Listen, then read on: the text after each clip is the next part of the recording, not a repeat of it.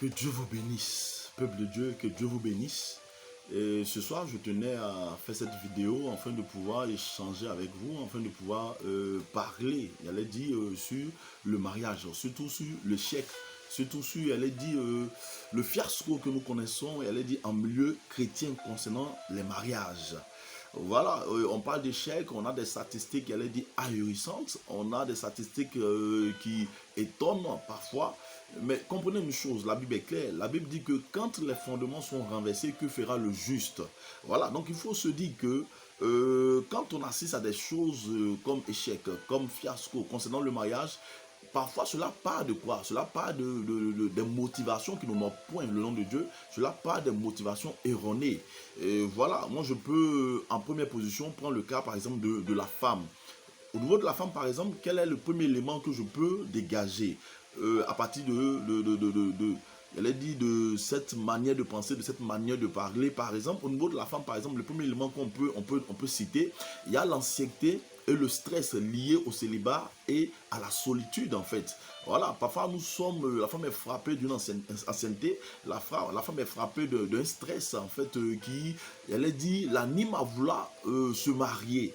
Or, cela déjà est une base erronée. Le deuxième élément que je peux donner, c'est l'envie, c'est la convoitise. On convoite, on a envie de faire comme l'autre. Le troisième élément, c'est le changement de statut du célibat au mariage. Une chose qui motive les sœurs quand tu les croises, quand tu échanges avec elles ont envie simplement de changer de statut. Les dames, les jeunes filles veulent qu'on les appelle Madame Temps, Madame X. Voilà, donc voici une motivation de plus qui anime certaines femmes à vouloir se marier. Or, cela n'est pas une motivation saine, n'est pas une motivation divine, une motivation voulue par Dieu. Le quatrième élément que je peux citer, c'est quoi? C'est la concurrence démesurée. On a envie simplement de faire comme l'autre. On a envie simplement de se comporter comme l'autre. Voilà, le fait. Et cela, nous n'avons point le nom de Dieu. Quand on part à partir, elle dit, de ces motivations-là, c'est tout à fait normal qu'on échoue, c'est tout à fait normal que le mariage ne marche pas demain. Le cinquième et dernier élément que je peux citer au niveau de la femme, il y a le regard des autres. Que pensent les autres? Que pense la voisine? Que pense la famille? Que pensent les amis? Que pense mon entourage? Et cela pousse parfois certaines femmes à se jeter dans le mariage sans toutefois savoir qu'est-ce que c'est que le mariage, sans toutefois savoir qu'est-ce que c'est. Elle dit que cette vie à deux. Donc ces motivations-là déjà sont erronées. Et lorsque la femme parle de ces motivations-là et se lance dans le mariage, ne vous étonnez pas que nous assistons demain à un échec, à un fiasco dans ce mariage-là. Concernant les hommes, ce que je peux dire, de façon générale, à partir des échanges que j'ai pu avoir avec certaines personnes, certains hommes, j'allais dire, on veut se marier parce que le premier élément, c'est de fuir le péché du sexe. Mais attendez, j'ai envie de vous dire qu'on ne se marie pas parce qu'on a envie de fuir le péché du sexe. On ne se marie pas parce qu'on a envie de se mettre à l'abri du péché du sexe. Ce n'est pas la motivation pour laquelle on devrait se marier. Donc voici une motivation erronée que les hommes, il dire, mettent en exergue, voilà, afin de pouvoir se marier. Le deuxième élément que je peux citer, c'est quoi? Chez l'homme, c'est par le mariage, l'homme pense acquérir la maturité. Par le mariage, on se dit que l'homme pourra bien acquérir la maturité. Le troisième élément, qu'est-ce qui motive parfois les hommes à vouloir se marier? C'est être perçu comme irresponsable. L'homme se dit une chose: si je me marie, l'église me voit comme irresponsable. Si je me marie, la société me voit comme irresponsable. Si je me marie, par exemple, la famille me voit comme irresponsable. Si je me marie, mon entourage me voit comme irresponsable. Elle dit, c'est simplement une motivation erronée. Et en quatrième élément, ce que je pourrais dire pour l'homme, il y a l'ego de l'homme qui voudrait bien, voilà, amener l'homme à se marier afin de pouvoir dire qu'il est aussi capable de pouvoir faire cela. Or, c'est pas une concurrence, c'est pas une concurrence. Et tantôt je citais cela chez les femmes, le mariage n'est pas une concurrence. Et il faut comprendre que en se jetant dans le mariage à partir de ces motivations-là, c'est normal qu'on échoue demain. Le dernier élément que je pourrais citer chez l'homme, c'est quoi? C'est le désir voilé de dominer. L'homme veut dominer. L'homme veut, j'allais dire, aller au-dessus de la femme. L'homme, j'allais dire, veut contrôler la femme. Voilà. Donc ce désir-là est voilé en homme. Voilà, en l'homme. Voilà pourquoi certains hommes, en fait, sont motivés à vouloir se marier. Donc, à partir de ces motivations, tant au niveau de la femme, tant au niveau des hommes, je pense que déjà il y a une erreur, il y a déjà une base qui est fausse, il y a déjà une base qui est erronée. Et lorsque la femme ou bien l'homme, il allait dire, entre dans le mariage à partir de ces motivations-là que j'ai citées, vous comprenez que, bien évidemment, on ne pourra qu'assister, il allait dire, à la déchéance, à l'échec dans le mariage en milieu chrétien. Amen. Il faut comprendre que dans le choix, dans les critères, il faut mettre en première position Dieu. Et pour la femme, par exemple, il faut penser à trouver son Boaz. Il faut penser à trouver son Boaz. Quand je parle de Boaz, c'est un homme protecteur. Quand je parle de Boaz, c'est un homme qui pourra partager avec vous. Quand je parle de Boaz, c'est un homme qui pourra, il allait dire, créer autour de vous un arbre de paix afin de prendre soin de vous. Quand je parle de Boaz, c'est ce mari-là aimant, ce mari-là qui ne regardera pas à vos fautes, à vos erreurs, mais qui regardera les qualités que vous avez en vous. Et je pense que voilà un peu ce qui devait motiver la femme. Voilà. Et au niveau des hommes, par exemple, il faut comprendre que le plus important, c'est de trouver une femme qui sache garder la confidence, une femme qui sache bâtir une maison. Voilà. Et il faut plutôt choisir une certaine Ruth. Ruth qui aime le travail, Ruth qui pense au bien-être de la famille que de penser, j'allais dire, à son bien-être personnel. Amen.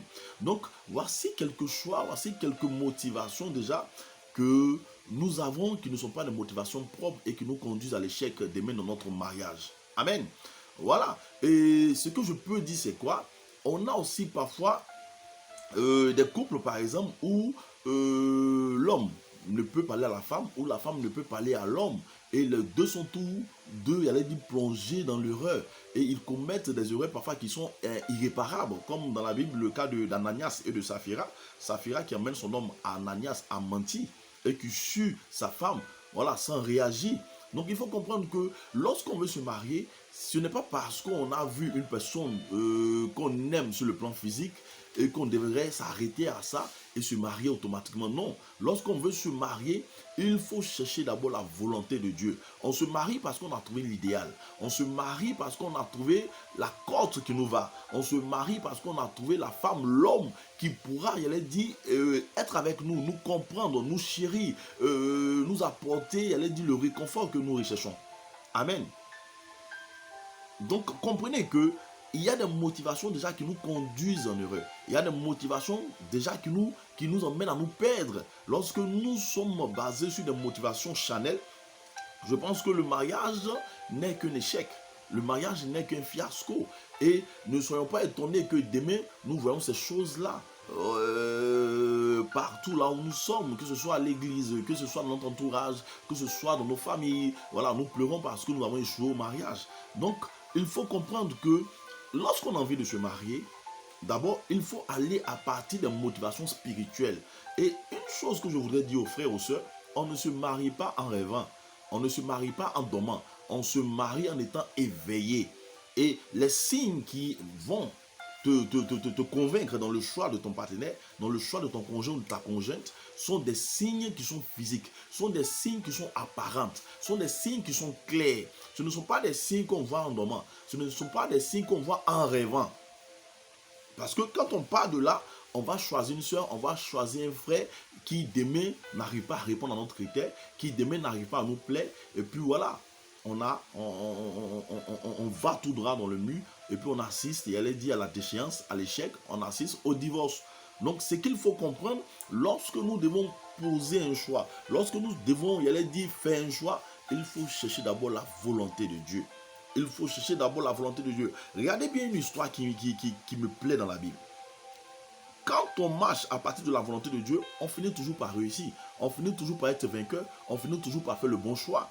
Vous comprenez? Lorsque je prends Genèse 2, Genèse 2 à partir du verset 18, c'est Dieu qui sent le besoin que l'homme devrait avoir. Elle a dit une aide. C'est Dieu qui sent le besoin que l'homme devrait se marier. C'est Dieu qui sent le besoin qu'il n'est pas bon que l'homme soit seul, et Dieu prend sur lui la charge de faire une aide semblable à l'homme. Donc comprenez que le désir de se marier est une chose d'abord qui vient de Dieu. Est une chose d'abord que Dieu observe dans la vie du chrétien, dans la vie de la chrétienne, et Dieu crée le contact, Dieu crée la rencontre. Vous comprenez? Donc, ce n'est pas à l'homme de poursuivre le mariage, mais c'est à Dieu d'emmener le mariage dans la vie du chrétien, dans la vie de l'enfant de Dieu. Vous comprenez? Et Dieu, lorsque Dieu crée Adam, le souci, elle a dit, l'objectif premier était qu'il cultive le jardin dans lequel Dieu l'a mis. Donc, l'objectif premier n'était pas le mariage. Donc, aujourd'hui, je suis désolé de vous dire que c'est étonnant que nous assistons à des chrétiens qui sont dans des églises et qui pensent que mariage, qui pensent que mariage et qui mettent tout en arrière-plan. Le besoin, le désir de se marier vient de Dieu. Et c'est Dieu qui dit, il n'est pas bon qu'Adam soit seul. À partir de Genèse 2, le verset 18, il dit, je lui ferai une aide semblable. Et regardez bien, lorsque Dieu pense au mariage, pardonnez, lorsque Dieu pense au mariage, lorsque Dieu veut unir deux personnes, lorsque Dieu veut susciter une aide à Adam, Dieu pense, Dieu médite, mais aussitôt, Dieu ne crée pas cette aide-là. Lorsqu'on prend le verset suivant, Dieu envoie d'abord, c'est-à-dire au lieu d'envoyer vers Adam, Ève, créer une femme, Dieu envoie d'abord vers Adam des animaux. Vous comprenez? Dieu envoie d'abord vers Adam des animaux, afin de voir comment est-ce que Adam allait se comporter vis-à-vis de ces animaux-là. Vous comprenez? Et la Bible est claire, c'est Adam qui donne les noms aux animaux, ce n'est pas Dieu. C'est Adam qui donne les noms aux animaux. Donc Adam prend le temps de regarder. Lorsqu'il voit une chienne, il sait que cette chienne-là n'est pas cette aide semblable qu'il attend. Lorsqu'il voit par exemple une jument, il sait que cette jument-là n'est pas cette aide semblable qu'il attend. Lorsqu'il voit par exemple, il dit une chatte, il sait que cette chatte-là n'est pas, cette aide-là qu'il attend. Et lorsque Adam finit de donner tous les noms qu'il faut aux animaux, la Bible dit qu'il n'a point trouvé une aide semblable. C'est là que Dieu décide de plonger Adam dans un sommeil et que Dieu, crée la femme. Mais regardez une chose dans ce passage de Genèse 2 qui me touche. Lorsque Dieu envoie, Ève vers Adam, la première réaction d'Adam, c'est quoi? C'est de dire, voici cette fois-ci l'os de mes os. C'est-à-dire, Adam est basé d'abord sur ce qui est interne. Adam est basé d'abord sur ce qui est intérieur. L'os n'est pas quelque chose qui se voit. Lorsque nous regardons un homme, lorsque nous regardons une femme, l'os ne se voit pas parce que l'os est caché. C'est-à-dire que la chair recouvre l'os. Donc Adam crie, Adam dit une chose, voici l'os de mes os. Adam pense d'abord intérieur, comportement intérieur. Adam pense d'abord à ce qui est voilé, à ce qui est caché, avant de penser à ce qui est mis à découvert, à ce qu'on peut voir. Et ensuite il dit, chair de moi-ci, l'os de mes os et chair de ma chair. Donc après avoir regardé, ce qui est intérieur, c'est là maintenant que Adam va regarder à ce qui est apparent, à ce qu'on peut voir. Mais aujourd'hui, quand nous choisissons de nous marier, qu'est-ce que nous faisons? Nous nous laissons frapper, séduire par ce qui attire, par la chair, par la beauté, par la corpulence, par la silhouette des femmes, par la silhouette des hommes, par la corpulence des femmes, des hommes. Et lorsque nous nous plongeons dans le mariage, à partir de là, ne soyez pas étonnés que demain, nous assistons à l'échec. Avant de se marier, il faut comprendre d'abord qu'est-ce que c'est que le mariage. Pourquoi se marier?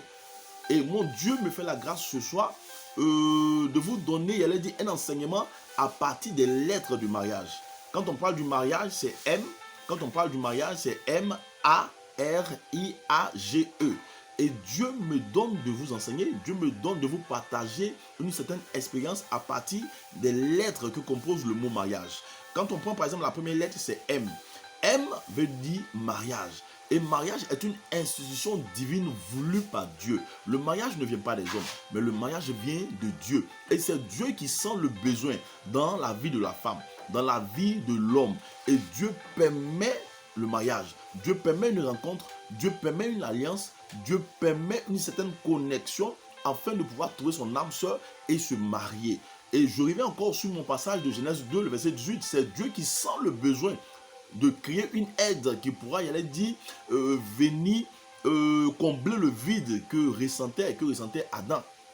Vous comprenez? Et je pourrais vous dire une chose, la Bible est claire en Matthieu 6, 33. Cherchez premièrement le royaume des cieux et sa justice, et tout le reste vous serez donné par-dessus tout. Adam s'est évertué à nommer les animaux. Adam, il a dit à penser plutôt à travailler pour Dieu. Adam a pensé plutôt à œuvrer comme Dieu le voulait en nommant les animaux. Et c'est lorsque Adam a fini de faire ce travail-là que Dieu a senti vraiment qu'il y avait un besoin et que malgré qu'il a fini de faire ce travail-là, il n'avait pas trouvé une aide semblable. Donc en travaillant pour Dieu, en pensant aux intérêts de Dieu, que ce soit un frère, que ce soit un frère, que ce soit une sœur, en pensant aux intérêts de Dieu, Dieu pense à ton mariage. En pensant au bien-être de l'œuvre de Dieu, Dieu pense à ton mariage. Donc le mariage ne devrait pas être, il allait dire, la primauté dans tout ce que l'on fait. Le mariage ne devrait pas être une obsession à telle enseigne que l'on mette l'œuvre de Dieu en arrière-plan. Mais le mariage doit être mis de côté. On doit penser d'abord à l'intérêt de l'œuvre de Dieu et à partir de là, Dieu permettra la connexion et Dieu dira, il n'est pas bon que ma fille soit seule, il n'est pas bon que mon fils soit seul et je lui ferai une aide semblable. Donc, il faut comprendre que le mariage est une institution divine. À partir de là, il faut laisser Dieu faire. Après le M dans le mariage, c'est le A qui vient. Le A veut dire quoi? Amour. On ne se marie pas si l'amour n'existe pas. On ne se marie pas lorsqu'on n'aime pas. Et il y a l'amour Eros. L'amour Eros, c'est cet amour-là qui permet à deux personnes de se mettre ensemble. L'amour Eros, c'est cet amour-là qui crée l'attirance physique. Et il y a ce qu'on appelle l'amour agapao. L'amour agapao, c'est cet amour-là qui emmène à se connecter à Dieu. Cet amour-là qui emmène à aimer Dieu. Et qui parle de aimer Dieu, parle de aimer son prochain. Parce que les deux commandements, ils vont de pair. Qui parle de aimer Dieu, parle de aimer son prochain. Donc l'amour agapao, c'est un amour qui emmène à pouvoir couvrir les fautes de l'autre, à pouvoir accepter l'autre tel que la personne est. Si tu n'es pas prêt à accepter l'autre tel que l'autre est, ne t'engage pas dans le mariage. Ne t'engage pas dans le mariage. Parce que l'amour vrai, l'amour vrai couvre les fautes. L'amour vrai n'est point envieux. L'amour vrai est patient. Selon ce que nous dit 1 Corinthiens 13, du verset 4 au verset 8. 1 Corinthiens 13, du verset 4 au verset 8 est clair là-dessus. Donc l'amour n'est point envieux. L'amour pardonne. L'amour ne pointe pas du doigt les fautes. Cet amour agapao dont je parle. Parce que l'amour Eros d'abord vous unit. L'amour Eros d'abord permet l'attirance entre vous. Et l'amour agapao vous emmène à vous pardonner réciproquement et à partager entre vous. Vous comprenez? Donc déjà, si l'amour n'y est pas, on ne se marie pas. Donc après le A vient le R. Le R dans le mot mariage veut dire quoi? Rester fidèle. Car l'infidélité ne résout rien. Et l'infidélité n'accomplit aucune justice dans le mariage. Amen. Amen. Donc il faut rester fidèle l'un à l'autre, quelle que soit la situation, quelles que soient les épreuves, quelles que soient les difficultés, quel que soit, il allait dire, ce que vous vivez qui est compliqué, il faut rester fidèle. Ce n'est pas en trompant l'autre qu'on arrive à trouver la solution qu'il faut. Ce n'est pas en trompant l'autre qu'on arrive à se satisfaire personnellement. Sachez une chose, tromper l'autre, être infidèle, ouvre la porte à l'ennemi dans votre mariage. Vous comprenez? Donc il faut être fidèle. Le I veut dire quoi? Innover. Innover pour reconquérir de façon constante l'autre. Lorsqu'on se marie, on ne tombe pas dans la routine. Lorsqu'on se marie, on ne tombe pas dans, j'allais dire, dans une même vie où les choses ne changent pas. Il faut innover pour reconquérir l'autre. Il faut innover pour gagner le cœur de l'autre chaque jour. Vous pouvez vous marier, ça peut faire 15 ans, ça peut faire 10 ans, ça peut faire 20 ans, mais ne tombez jamais dans la routine. Il faut toujours avoir quelque chose qui arrive à plaire à l'autre. Il faut toujours poser une action qui va dans le sens de toucher le cœur de l'autre et de créer en lui, elle a dit, la joie, l'étonnement. Il faudrait que ta femme, en te voyant, se tombe toujours de cet homme-là qu'elle a pu épouser. Que ce soit en 15 ans de vie, en 10 ans de vie, en 9 ans de vie, en 20 ans de vie. Il ne faudrait pas que ta femme s'habitue à ta personne sans toutefois parfois arriver à créer en elle, il allait dire, le désir de t'aimer encore plus. Et c'est vice versa. L'homme également devait avoir cette réaction-là. il faut aller dans un jeu de reconquête, dans un jeu de séduction. Lorsqu'on se marie, il faut travailler au bonheur du mariage. Lorsqu'on se marie, il faut travailler au bien-être du mariage. Lorsqu'on se marie, il faut travailler, il allait dire, au bonheur conjugal. Amen. Amen. Donc ici, par exemple, le I dans le mot mariage, c'est innover. Innover pour plaire à l'autre. Innover pour plaire à la femme. Innover pour plaire, il allait dire, au mari. Amen. Gloire à Dieu. Donc après le I vient le A. Le A, c'est quoi? C'est être attentif aux besoins de l'autre, dans la mesure du possible. Lorsqu'on se marie, je pense qu'il faut être attentif aux besoins de l'autre. Les femmes sont beaucoup capricieuses. Les femmes sont beaucoup dans les détails. Et je pense que si l'homme ne comprend pas cela, ne te marie pas. Ne te marie pas. Lorsqu'on se marie, il faut être attentif aux besoins de sa femme. Lorsqu'on se marie, la femme également doit être attentive aux besoins de son homme, vice-versa, afin de pouvoir garder, il allait dire, l'ambiance bon enfant dans le mariage. Et cela vous permettra d'avancer, cela vous permettra de résister aux œuvres de l'ennemi. Et lorsque viendront les tempêtes, lorsque viendront des moments difficiles, vous pourrez résister. Amen. Et après, il allait dire le A vient le G. Le G, c'est de garder la confidence. Garder la confidence. On ne livre pas sa femme dehors. On ne livre pas son époux dehors, quelle que soit la situation, quel que soit ce qui a bien pu se passer. Il faut éviter d'étaler vos problèmes de famille un peu partout. Il faut éviter d'étaler vos problèmes de famille à l'église, d'étaler vos problèmes de famille dans le quartier, en famille. Il faut éviter d'étaler au maximum vos problèmes de couple un peu partout. Donc, il est bon de garder la confidence. Il est bon dans le mariage de garder la confidence. Amen. Et le dernier élément que je pourrais dire, c'est le E. C'est le E qui termine le mot mariage. Le E, c'est quoi? C'est d'entretenir. Entretenir le mariage par la prière, par une vie de prière, par une vie de jeûne, par une vie de consécration. La Bible est claire en Ecclésiaste 4, le verset 12. En Ecclésiaste 4, le verset 12, la Bible dit une chose, que la corde à 3 fils ne seront pas. La corde à 3 fils ne seront pas facilement. Donc lorsqu'on invite Dieu dans notre relation et que Dieu est le centre, et que Dieu est le pilier, et que Dieu est le metteur en scène dans notre relation, je pense qu'on n'échoue pas et je pense que le divorce s'éloigne.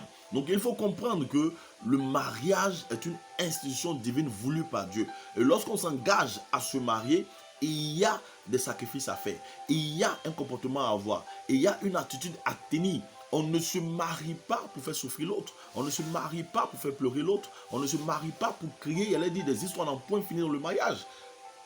On ne se marie pas en étant enfant, on se marie en étant adulte responsable. Il faut comprendre le sens du mariage. Il faut comprendre le sens du mariage et que dans le mariage, la femme soit, il allait dire, aimée succulent dans le palais de son mari, que la femme ne soit pas une carie dans la dent de son mari. Également, que l'homme soit ce palmier-là, il est dit, à l'ombre duquel se repose la femme. Donc comprenez que il y a des motivations qu'il faut avoir pour pouvoir se marier. Comprenez qu'il y a des motivations sur lesquelles il faut se baser pour pouvoir se marier. Ne vous mariez pas en étant endormi. Ne vous mariez pas en étant plongé dans le sommeil, dans des songes interminables. Mariez-vous en étant éveillé. Mariez-vous en comptant sur Dieu. Mariez-vous en mettant Dieu au centre de tout. Et que le choix se fasse avec Dieu. Et que le choix se termine avec Dieu. Amen. Il faut mettre Dieu au centre de tout. Que Dieu soit la primauté dans ton choix, dans le choix de ton conjoint, dans le choix de ta conjointe. Il faut comprendre que ce soir, Dieu veut te parler. Dieu veut te parler. Toi qui es au bord du divorce, toi qui veux divorcer, toi qui veux te retirer, toi qui pleures et suis tes larmes, et il y a encore de l'espoir pour ceux qui croient en Dieu. Il y a encore de l'avenir pour ceux qui espèrent en Dieu. Et Dieu voudrait bien sauver ton mariage. Dieu voudrait bien protéger, garder ton mariage. Retournez à la prière. Retournez dans l'intimité de Dieu. Et Dieu sauvera votre mariage. Dieu sauvera votre couple. Ce qu'il y a de plus important dans le mariage, c'est de pouvoir se lier à une personne qui te permet de garder la foi, à une personne qui te permet d'aimer Dieu, à une personne qui te permet de t'attacher davantage à Dieu, mais pas à une personne qui t'emmène à t'éloigner de plus en plus de Dieu. Amen. Donc que Dieu vous bénisse chez vous.